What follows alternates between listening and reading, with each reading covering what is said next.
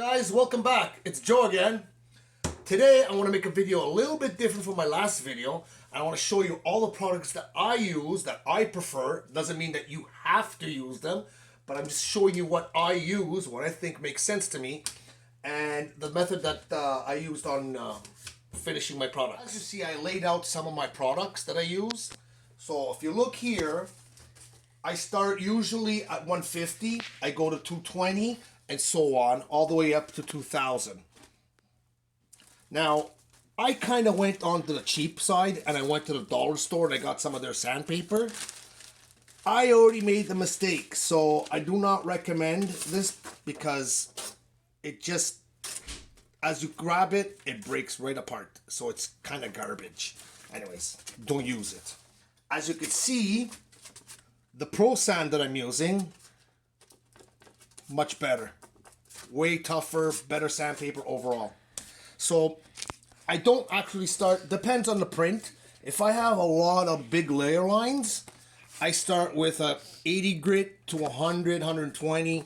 But usually overall I use a 150 to start off. Like on him, I started with a 150. Then, depending on how big the craters are or defects, I usually go in with a wood filler. With a lot of people disagree, and I can already see in the comments people talking about it.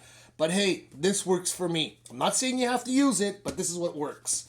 So I go in with a wood filler, cover it all up, let it dry for 24 hours, and go back with sandpaper. After I sand it all down, I go with a shot of primer. This is not the one I usually use. Usually I use the primer filler. But today I only had this bottle on hand. I finished the other ones. But anyways, I go over it with primer. And that's when you can see the more defects. Voila. This is when you go in with the glazing spot putty. Now remember, when you use this, you cannot go thick. Because as this evaporates the stuff inside of it, which means it's drying, it starts to crack. It shrinks. So it makes even worse than what you already had. So remember, very, very thin. Some of the glues some of the pads that I use are also here. Some sponges. I like to put the sponges in this so it comes out a lot more straight. Some of the glues that I use start from Testors, plastic glue. It just melts the glue together. Epoxy, my favorite of all time, E6000. Can't get enough of this stuff. Also, Gorilla Glue is right behind E6000, in my opinion. And this is a godsend. I use UV resin with a UV flashlight for little touch-ups, little fixes, attachments. This is the best thing I've ever used before. Overall, this is what I use. Okay guys, so right now I'm going to show you how I start the procedure of sanding. I'm going to start with a piece of 150. I just cut it from the main sheet here. I cut it in half, and then I cut it in half. That's just my preference. You can do whatever you like. But I like doing this because I can attach it like this, with the flipping on the sides. I find that if I go with a straight surface, and I go and I sand, it comes out better. I don't see as many marks compared to when I do this, because I like to do hands-free when I'm at the higher end with the 1500 to 2000 wet sanding.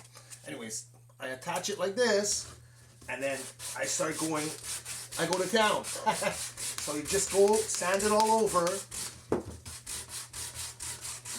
Now, when you start sanding, you will see all the little things that you need to sand. Overall, this came out pretty good, but let's say back here, there's a little bit of marks here, a little bit of lines here, and those are the ones that you need to attack.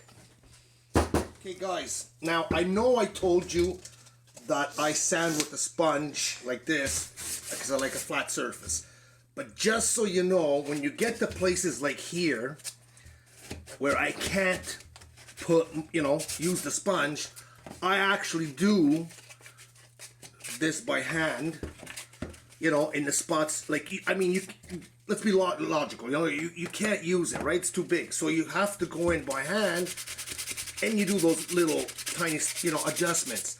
But overall, I use this for the whole big part, and then the little tiny pieces, I go in by hand.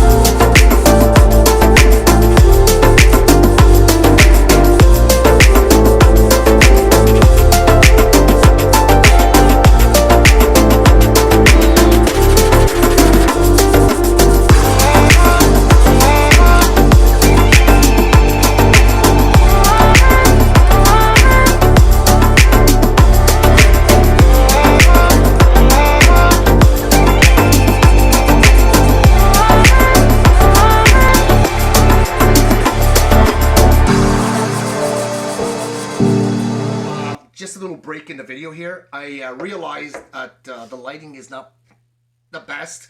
Sorry about that. We're just starting out, so I'll continue with the video.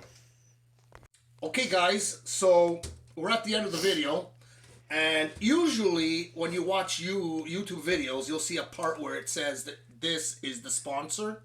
Unfortunately, I don't have a sponsor. Hint. Well, okay, so since I don't have a sponsor, I would appreciate it if you guys would subscribe and hit the like button. That would help us a lot to create more content. And we'll see you on the next video. Thanks. See you again.